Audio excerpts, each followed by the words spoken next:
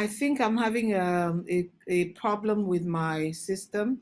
I can't see the video anymore. Hello, good evening. I'm not sure what to do. I can't find my broadcast. I'm not really sure what's going on with it, but I can't see my. Yeah, okay, there you are. All right, good evening, everyone. I was trying to do that thing without my glasses because kind of I like my eyes without my glasses. Well, it's good to be back on another Tuesday, and I'm looking forward to having people join very quickly because, as you know, every Tuesday on Ask Chioma Anything, we try not to waste your time. We try to answer the questions as quickly as possible and as comprehensively as we possibly can. And while at the same time being conscious of the fact that it's probably dinner time for a lot of people, and for some really, really early bed goers, it's bedtime. Okay, so it's another Tuesday, and I'm glad to be here. Thank you for joining us. Remember that this is a community dedicated for people who are trying to build a business, for people who have built businesses, and for people who have some concern or the other or want to share their experiences with what they've done right or what they've done wrong in their business. But more importantly, it's a community that allows you to learn skills that you need for your business, for the growth and expansion of your business. My name is Chioma Kibo, and I have about 32 years experience working in different companies, but I have spent the last from 2011 to now, which is 11 years, building businesses. So I kind of say that I have some level of skills and I built and run 4 businesses quite successfully. So if you want to join us, join our community, then can I ask you right now to click on the subscribe button that is on the screen in front of you. Subscribe to our page. You can join our community on Facebook. When you subscribe, please make sure you set the notification, click on the notification button. That will allow you get all the videos and all the news, all the information that we provide. So subscribe now, you by using that subscribe button on the screen. It's important that you join our community. It's important that you encourage your friends to join us. If you found any of our videos useful at all, then I would ask that you just ask other people to join us. Please, joining these communities means a lot to us. It helps us, you know that we're doing the right thing. It helps us understand what you want and positions us to provide you with the required skills that you need to grow your businesses. Okay, so tonight, someone asked a very interesting question. So I don't have any notes prepared. I'm just going to speak from my heart. And the question tonight is, what's the biggest struggle you have faced in your business and how did you overcome it? Very interesting. So I'm going to use 2 separate examples from 2 different businesses that I ran or that I run. The first is the what I consider to be my main business. Now, this business requires looking after um, investments on behalf of um, some clients, and it also as most people who understand wealth management, there is a lot of confidentiality involved in looking after assets for anyone, because of course you don't want it printed on the streets that these are the clients that you're looking after their assets. So it's confidentiality is a very, very important component of our business or value that we provide to clients. And so At the beginning of the company, I didn't want to incur large costs by having a very heavy team. So I tended to outsource a lot of things. So I outsourced operations, I outsourced accounting, I outsourced legal, and just some of the services that I didn't see the point to having in house. And unfortunately, one of the companies that we outsourced to decided to kind of, they didn't know the names of our clients, because even amongst my staff, they don't know the names of our clients. So it's very, confidentiality is a very key part of my business. So I hold that part of it very close. So I have codes for every single client. So he knew the codes of the clients, and what he decided to do was kind of use the data that he got from us to pitch to different people to come and poach or pitch their products to us, their investment options to us.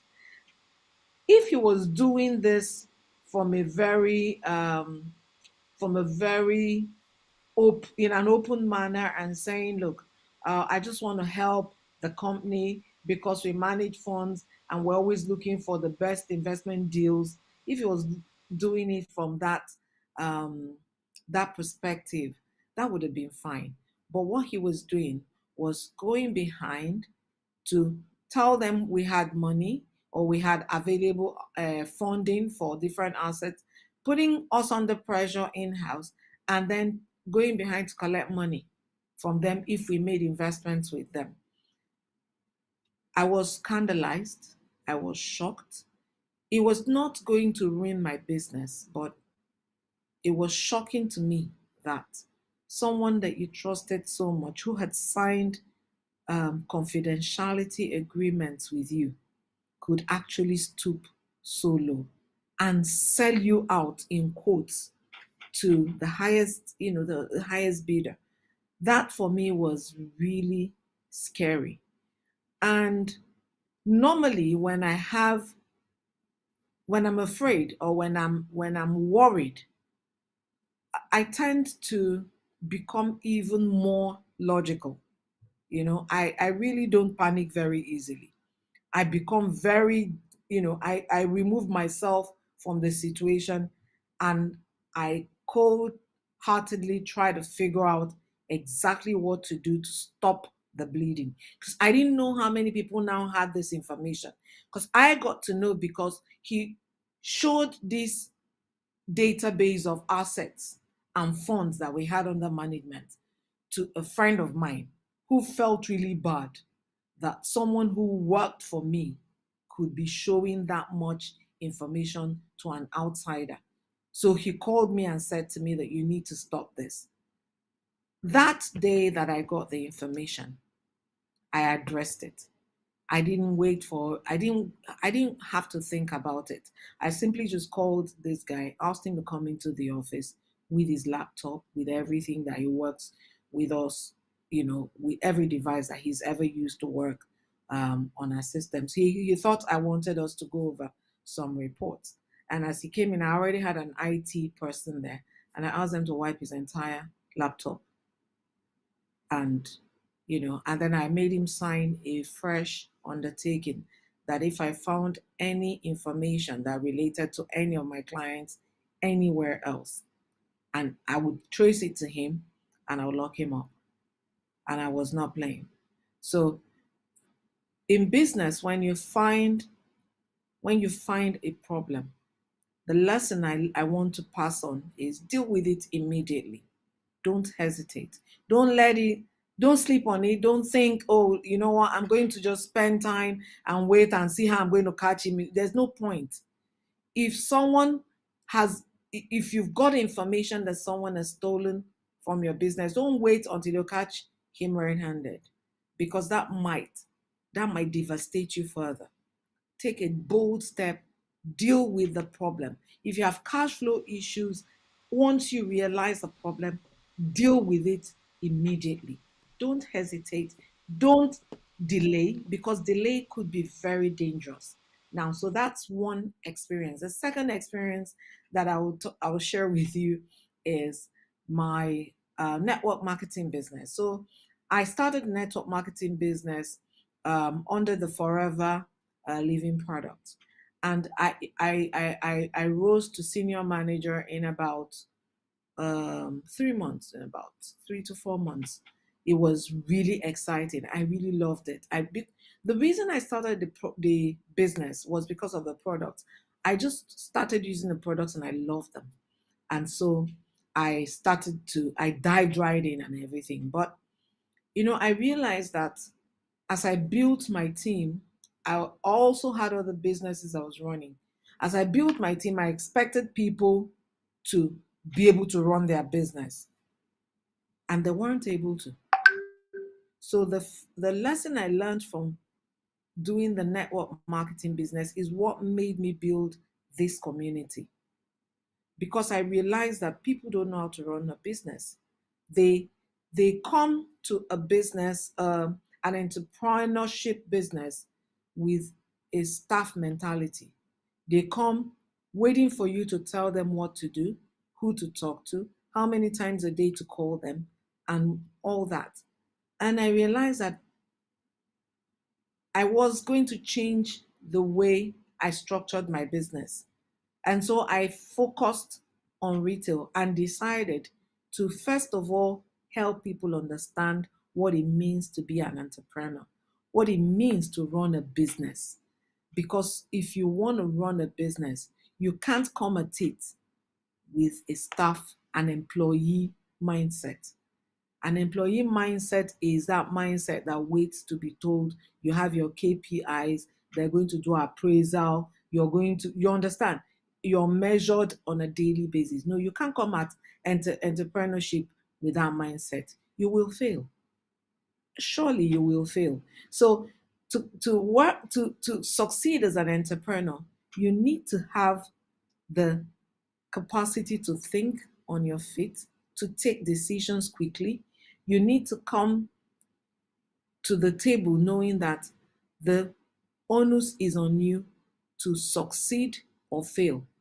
There's nobody in between. There's no one else that you can depend on. There is no salary coming at the end of the month. There's no such thing. You understand? So it's up to you to either make or break the business, to succeed or fail in the business, entirely down to you. So those are the two times that I had these experiences, and this is what I decided to do about the experiences. I hope that has helped someone. And well, if it has helped you, share it with your friends. If it has not helped you and you think it would help someone else, please share it with the person. And lastly, I would ask you, if you did not join us for the live broadcast, that you watch this video. I think that you can find some nuggets there to help in your business. It's been a pleasure. And once again, before I sign off, I would remind you to join our community if you haven't. Join us on, go to www.enterpriseexperts.com and join our mailing list. Subscribe to this video, subscribe to us on YouTube, join our Facebook community, and I'll see you next week, Tuesday, God willing. Take care and all the best. Love you. Good night.